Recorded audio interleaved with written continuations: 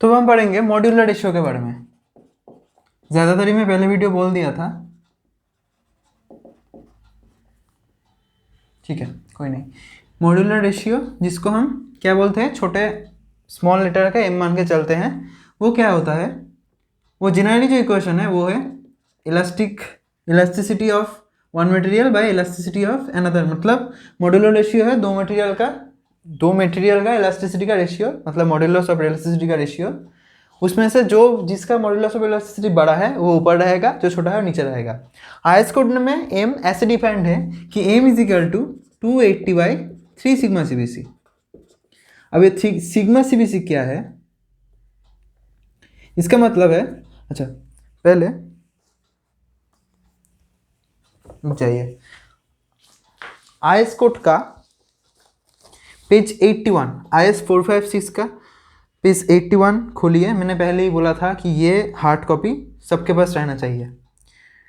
अगर अभी तक किसी ने नहीं किया हो तो वो कर ले प्लीज़। फॉर नाउ आप पीडीएफ से ही देख लें। आईएस कोड का पेज 81 खोलिए और टेबल नंबर 21 पे देखिए, वहाँ पे एकदम लेफ्ट साइड पे लिखा है ग्रेड ऑफ कंक्रीट, फिर लेफ्ट से राइट पे लिखा है permissible stress in compression, bending है, डायरेक्ट है, और परमिसिबल स्ट्रेस इन बॉन्ड ये ज़रूरत नहीं है। ये क्या है, परमिसिबल स्ट्रेस इन कंप्रेशन, ठीक है। एक है बेंडिंग। हम जब बीम पे एक लोड देते हैं वो होता है बेंड, ठीक है। हम क्या डिज़ाइन कर रहे हैं, हम यहाँ पर डिज़ाइन करेंगे सिंगल रेनफोर्स बीम, इसलिए हम सिग्मा सीबीसी देख रहे हैं। मतलब ये देखिए permissible stress in compression bending, ठीक है, बेंडिंग कंप्रेशन मतलब सिग्मा सीबीसी का मतलब है permissible stress in bending compression, ठीक है।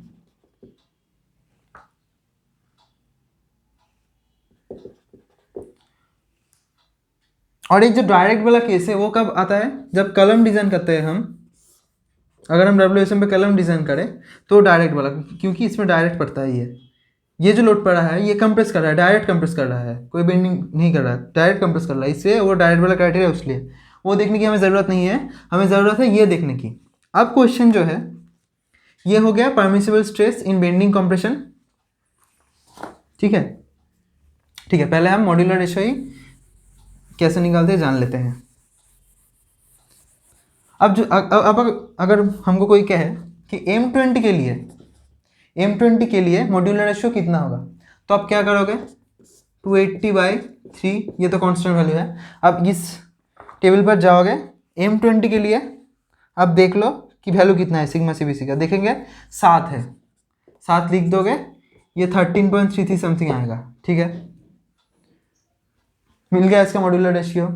ठीक ऐसे ही अगर आपको बोले M25 का मॉड्यूलर रेशियो कितना है, 3 × 8 पॉइंट, देखिए M25 के लिए जो वैल्यू है वो है 8.5। कैलकुलेटर 280/3 × 8.5, तो ये देखिए आ रहा है 10.98 समथिंग। तो ये इसलिए M25 के लिए मॉड्यूलर रेशियो ये निकल गया। अब ये जो सिग्मा सीबीसी का वैल्यू है वो क्या है असल में, वो असल में कैसे आया, तो चलिए देखते हैं। आपके बहुत ही लोगों के मन में अगर ये क्वेश्चन आए कि वो कैसे आया, तो अब मैं उसका आंसर देने वाला हूँ, ठीक है। दो चीज़ है, एक है सिग्मा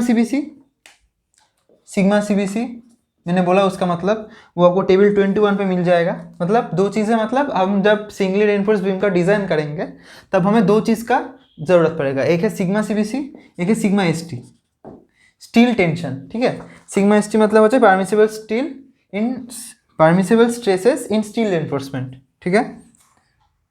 तो सिग्मा एसटी का वैल्यू आपको कहाँ मिलेगा, टेबल नंबर 22, पेज नंबर 82 पे जाइए, वहाँ पर टेबल नंबर 22 है। उसमें देखिए टेंशन एक नंबर पॉइंट है टेंशन, सिग्मा एसटी और सिग्मा एसबी भी कहते हैं इसको, तो ज़्यादा सिग्मा एसटी टर्म चलता है। अब देखिए यहाँ पर ए और बी दो चीज़ है, और भी अब अगर देखेंगे तो राइट साइड पे धीरे धीरे जाएंगे तो फर्स्ट आएगा mild steel bars conforming to grade 1 of IS 432। मतलब माइल्ड स्टील बार के लिए जो वैल्यूज़ है वो उसके नीचे है। मीडियम टेंसाइल स्टील कॉन्फर्मिंग मीडियम जो है, मीडियम टेंसाइल स्टील जो है बार, फर्स्ट है माइल्ड स्टील बार का, सेकंड है मीडियम टेंसाइल स्टील बार के लिए जो वैल्यू है नीचे है, और HYSD बार के लिए वैल्यू वो थर्ड कलम पे है। ठीक है, आपके मैथ में या तो माइल्ड स्टील बार देंगे या फिर HYSD बार देंगे। ठीक है सर, ठीक है।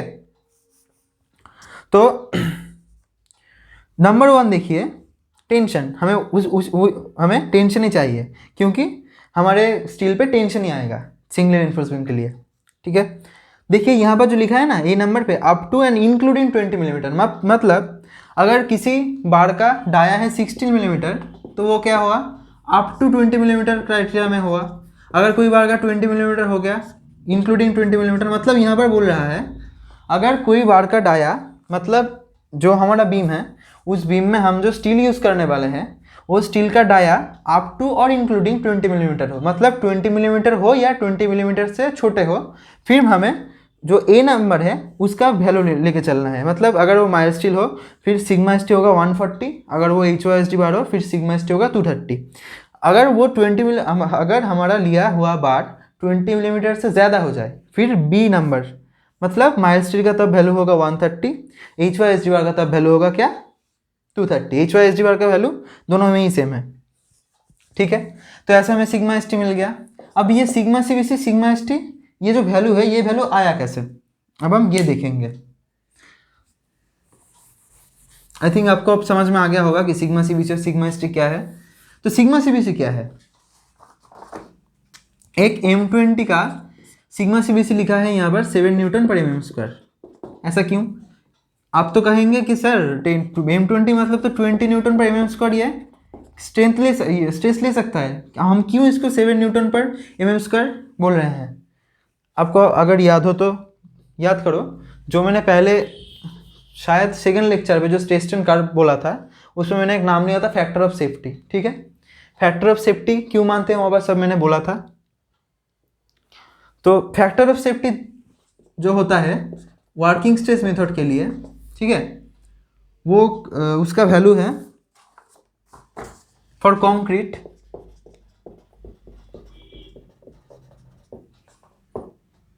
3.0, सॉरी ये बेंडिंग के लिए है, बेंडिंग कंप्रेशन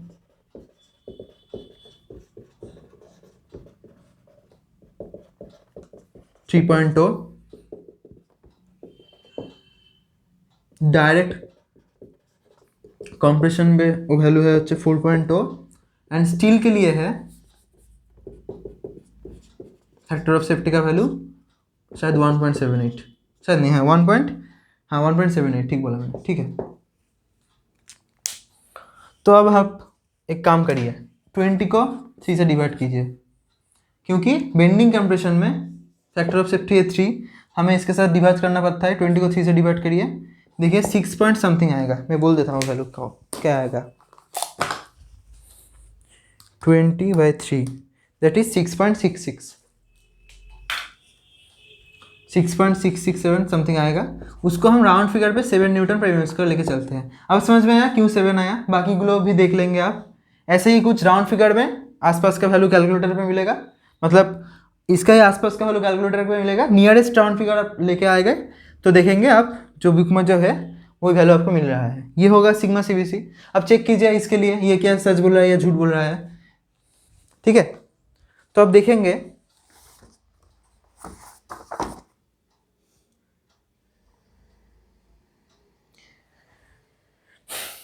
जो HYSD बार का जो उसको कहते हैं FE, ठीक है, FE 415, ठीक है, FE 415 कहते हैं उसको, मतलब उसका जो कैरेक्टरिस्टिक स्ट्रेंथ है वो है 415। अब आप क्या कीजिए 415 को 1.78 से डिवाइड कीजिए, देखिए कितना मिलता है।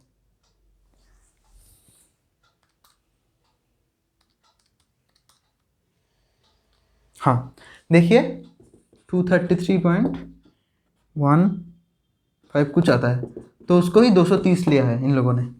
और भी बहुत कारण है, ये सिर्फ एक फैक्टर ऑफ सेफ्टी भी एक छोटा सा क्राइटेरिया है। आईएस कोड बहुत लोग मिलके बनाते हैं, तो बहुत कुछ सोचकर उन लोगों को बनाना, देखेंगे कि इस नियरेस्ट वैल्यू ही कोई आएगा। असल में ये जस्ट एक फ्रेम है, मतलब फैक्टर ऑफ सेफ्टी क्या क्या लिए जाते हैं, ये जस्ट एक एवरेज वैल्यू है, ठीक है।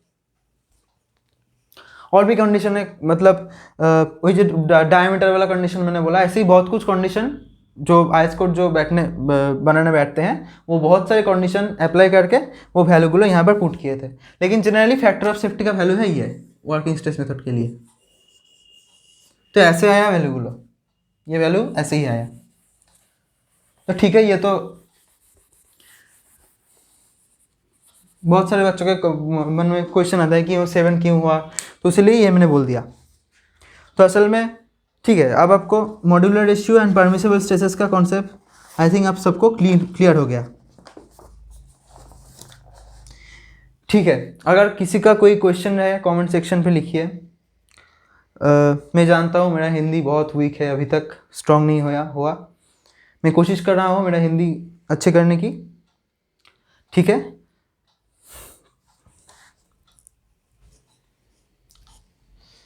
अगर अच्छा लगे तो लाइक कीजिए, बुरा लगे तो डिसलाइक कीजिए, इससे मुझे पता चलेगा ये वीडियो कैसा हो रहा है। And subscribe for more videos like civil engineering topic हो या कोई टेक्निकल टॉपिक।